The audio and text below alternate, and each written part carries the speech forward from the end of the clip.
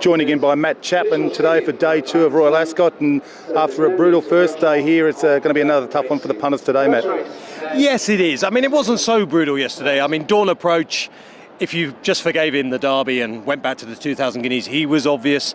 And I think the sprint, Soul Power, was probably an easy horse to get each way, although Shay should have won for South Africa. So, yes, the bookmakers ended up on top on day 1. But, you know, we're not absolutely in our graves yet. And hopefully we'll kick, because we hate the bookmakers. They're horrible, horrible people, mostly with big cars out in the car parks. We don't like them, and we want to try and smash them up today. We kick off today with the Jersey Stakes, and what do you make of that field? Look, there are lots of cavalry charges today, and I'm not one ever for excuses. I can't be doing with excuses. If you pick a horse and it finishes last, you're a rubbish tipster. If you pick a horse and it finishes last, you just don't know what you're talking about. But these are races today where you could pick something and it finishes 10th and it still run a good race. Garswood is the horse for me. A good winner first time out, was massively in the deep end in the 2,000 guineas behind Dawn Approach. I think this is the distance for Garswood, 7 furlongs, and on official rating of 113, absolutely comes into this race class-wise as one of the horses to beat. Richard Fahey doesn't have a plethora of Royal Ascot winners, but for me, it's class. It's got to be bang there at the furlong pole.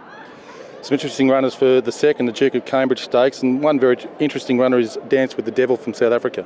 Yeah, Dance with the Devil. Dance with the Devil could be anything, now trained by Roger Varian, ridden by Richard Hughes, but as you say, all over South African influence. I think it's a tough race though for the South African. We saw Shay wasn't quite good after yesterday. We're not stupid enough, us Pommies, to we just don't ignore South African horses.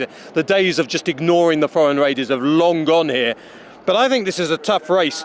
There's a bit of sort of politics almost involved here with the rematch Duntle and Chigan. Now, they've never raced against each other before, but Duntle was disqualified from a Group 1 race, which was eventually awarded to Chacha Mady. Chacha Mady used to be trained when he was around. The great Sir Henry Cecil trained Chacha Mady. Now Lady Cecil has Chigan.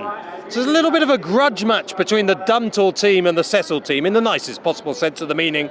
I think Duntle will probably be a bit classier than Chigan here, and therefore it will be a bit of revenge for the connections at Duntle. The Prince of Wales looks to be the race of the day on paper. Outstanding field.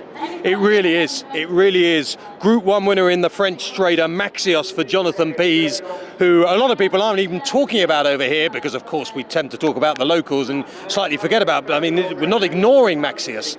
Group 1 winner last time in the Dispahan, great one in the Ghanaian. Everyone's talking about the Al Kazim Camelot rematch after the Tattersall's Gold Cup over in Ireland. I think there are 3 reasons why Camelot might reverse that form. This is a much different track. Al Kazim's been winning over tracks with long straights where he can really warm up into his stride, whereas Camelot seems to be a real cruiser these days with that telling burst. Ascot is suited to cruising into the turn and then the relatively short straight quicken up.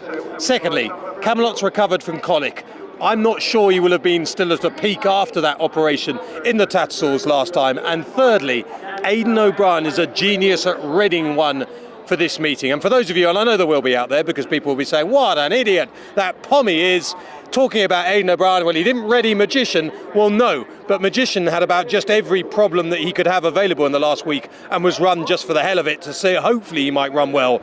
He didn't. So I think on value, on odds, around 7-2, 4-1, I'd be backing Camelot each way for a place. I can't see Camelot out the 3. And I'd back it probably each way rather than into a pool where you're just backing the place odds. I'd want to win odds in my place betting because Camelot can easily win. So I'm giving the 2,000 guineas winner, the Derby winner, the Irish Derby winner, another chance, Camelot. And a lot of the other races, you probably know the lottery in the UK is run by Camelot, and it is a lottery for most of the other races.